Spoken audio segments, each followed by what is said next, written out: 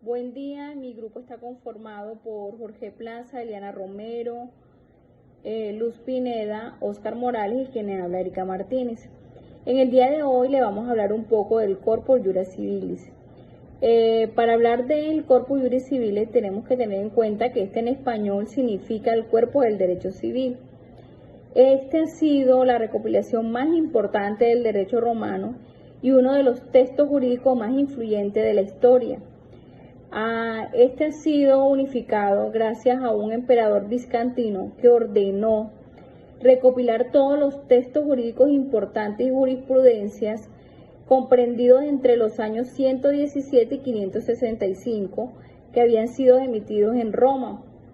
Esto se realizó bajo la orden impartida por el emperador Justiniano y realmente ha sido una de las evidencias del contenido del derecho romano antiguo y ha sido realmente fundamental para todo el sistema jurídico moderno, ya que este nos ha dejado un esquema para realizar aquellas constituciones que realmente conocemos en la actualidad. Bueno, entre los antecedentes del Juris Corpus Civilis hablamos del Imperio Romano. El Imperio Romano, la labor de la jurisprudencia, llegó a ser fuente de derecho. Con el emperador Augusto, algunos jurisconsultos fueron investidos del derecho de emitir públicamente respuestas con fuerza de ley.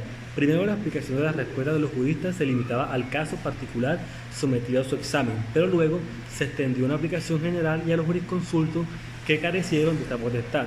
Se le llamó el Ius Public Respondi. También eran valorados por los jueces y se configuró así una etapa donde fue constante la labor jurisprudencial. Otra fuente importante del derecho del periodo imperial lo constituyeron las constituciones imperiales, producto de la voluntad del soberano. Así, estas dos fuentes del derecho, los iura o derecho emanado por los jurisconsultos, y las leyes surgidas de los emperadores, originaron una gran cantidad de normas. Para ordenar todo este caos que creaban dificultades de la interpretación, hubo varios intentos de ordenamiento. Con respecto a eso de poder ordenar los iuras, merece destacarse la ley de citas, la época de los emperadores Teodoso II y Valentiniano. Unió todo el derecho romano en una sola obra. Esta se la entregó a Triboniano, que se encargó de la compilación. Esta se divide en 4 grandes secciones, que son el Codex o Código, que es el cuerpo de las leyes que comienza de las fuentes del derecho hasta las disposiciones del derecho eclesiástico, el derecho administrativo y el derecho penal, es decir, derecho privado y derecho público. Son 12 libros. Después vienen lo que son los digestos, o también llamados pandetas, que eran las grandes citas de los estudiosos del derecho jurisconsulto de la época clásica del Imperio Romano. Todas estas teorías del derecho lo van a encontrar en los digestos, que son como 50 libros, que hay algunos que no se han encontrado. Después vienen las institutas, que eran la manera de recordar las famosas institutas de Gallo, que fueron se dieron en el postclásico del Imperio Romano. Estas eran, las institutas era la forma como de enseñar el derecho, la sistematización didáctica del derecho, cómo debemos segmentar para que sea comprendido por los alumnos. Y luego vienen lo que son, por último, las constituciones imperiales y novelas, que eran las consultas que le hacían a Justiniano sobre casos del imperio, cómo hacía la ley para resolverlas y cuáles eran sus criterios o lo que llevaba a cabo. Entonces tenemos que el Corpus Juris Civilis está constituido por el Codex, por el digesto o pandetas, y las instituciones y las novelas. Denominación del Corpus Juris Civilis. Es conocido con este nombre después de la edición de 1583, cuando Dionisio Gotofredo así lo llama en Ginebra. Hasta antes de esta fecha se le conocía como el Código de Justiniano.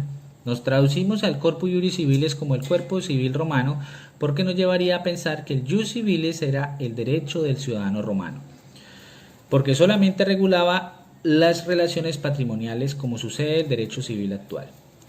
Luego viene el Jus Civilis, también regulaba los delitos, como se muestra en el libro 9 del Codex Repetitae Praelectionis, que está dedicado al derecho criminal.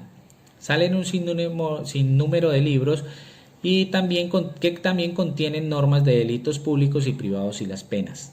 Es por ello que traducimos el Corpus Juris Civilis como el cuerpo del derecho del ciudadano romano. Muchos años después de la caída del Imperio Romano,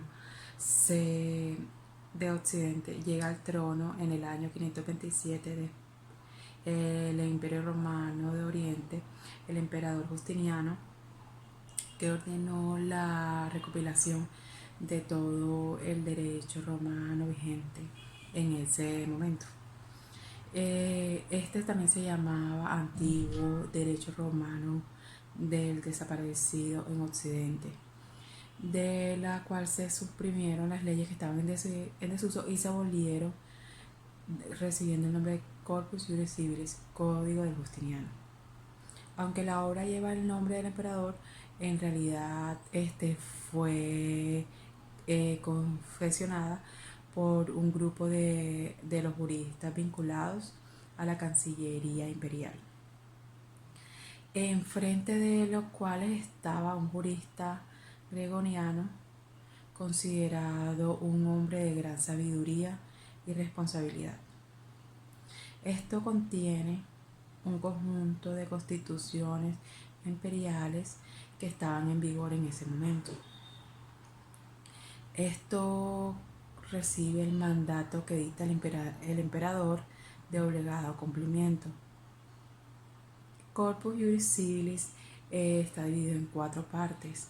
Las 4 están redactadas entre el 528 y el 545 después de Cristo.